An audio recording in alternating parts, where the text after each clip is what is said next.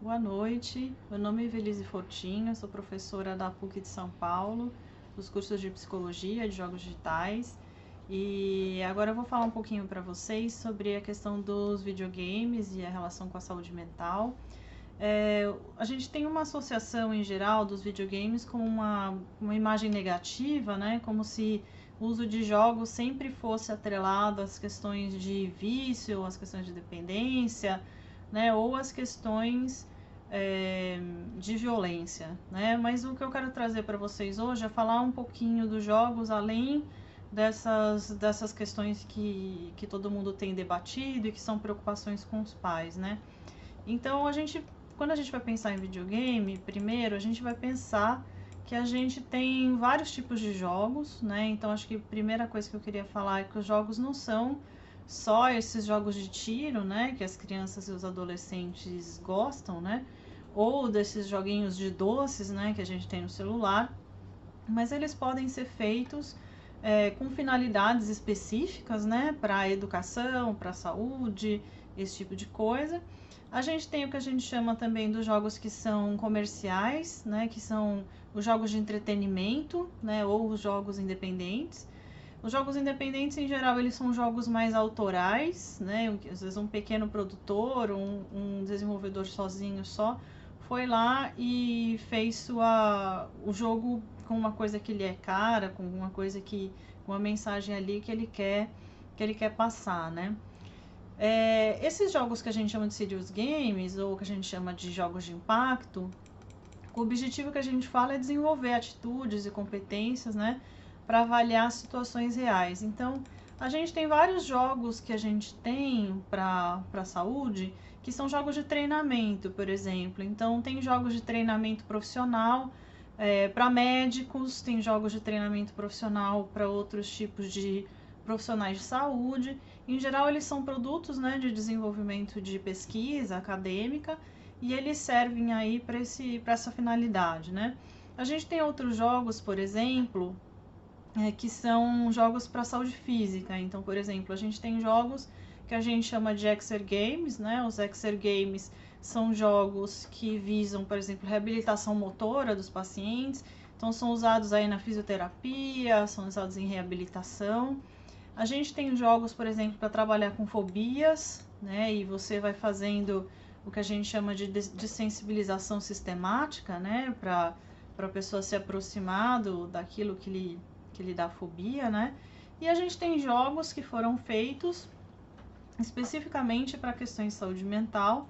Então, por exemplo, tem um jogo chamado Sparks, que vocês podem olhar. Ele é um jogo que ele foi desenvolvido por psiquiatras e por psicólogos para ajudar a combater pensamentos depressivos, né? Então é um tipo de jogo que ele foi desenvolvido para essa finalidade. Acho que é importante a gente ressaltar isso, né? Tem jogos que foram desenvolvidos, por exemplo, para ajudar na interação de crianças autistas.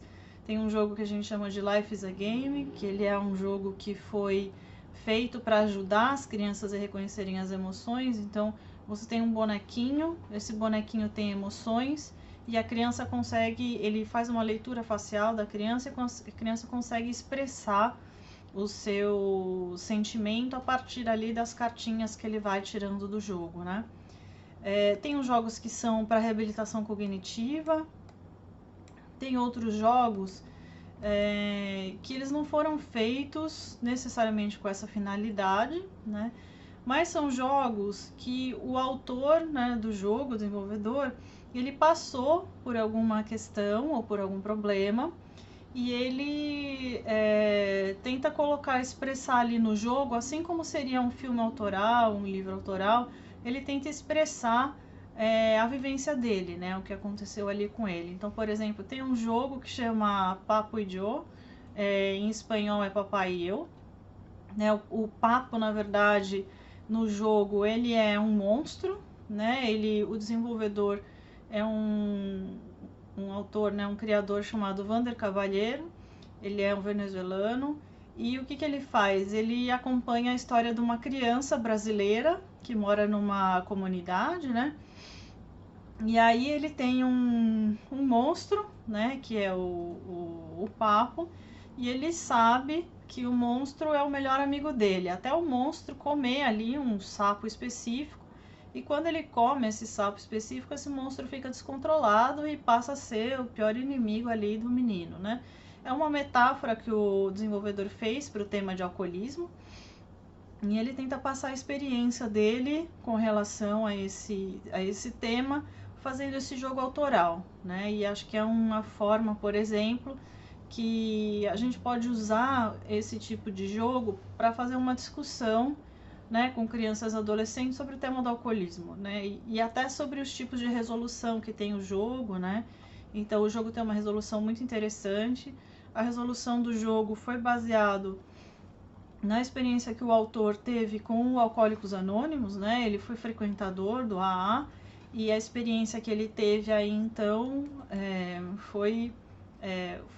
o final do jogo tem a ver com essa experiência, né?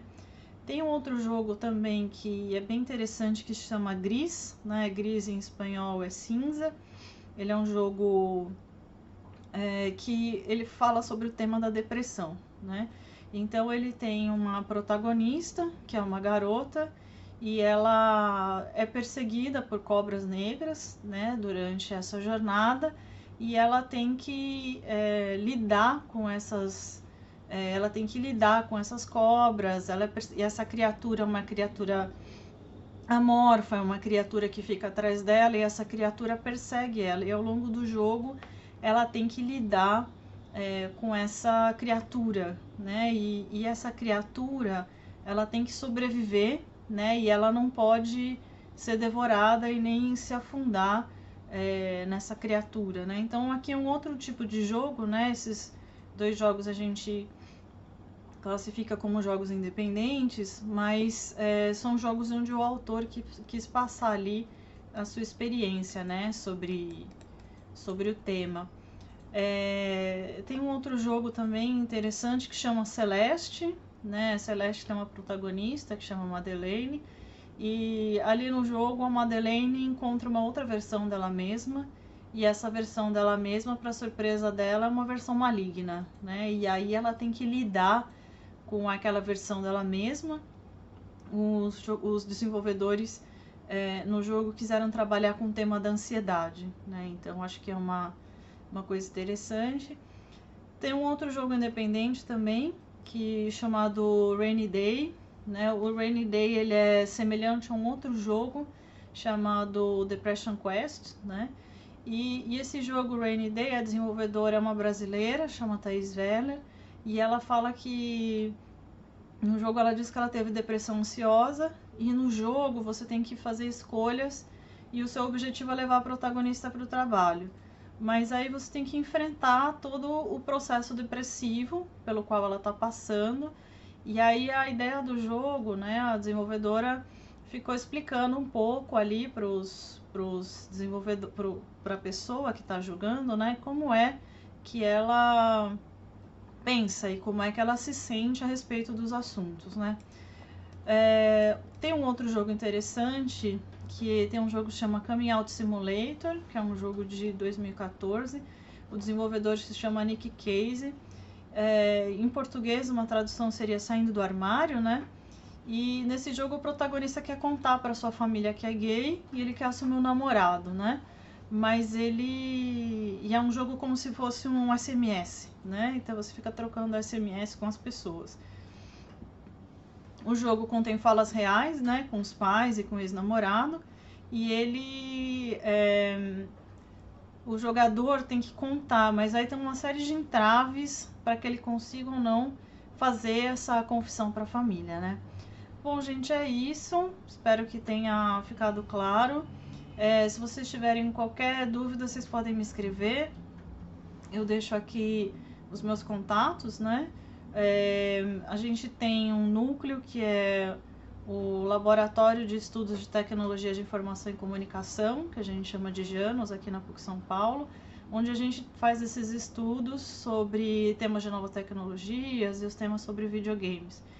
Então vocês podem entrar em contato comigo, mas só queria finalizar falando que eu acho que a gente precisa começar a ver os jogos além dos estereótipos, né? É muito importante ver quais são as novas possibilidades, o que os jogos têm para trazer para a gente, para somar e para nos ajudar.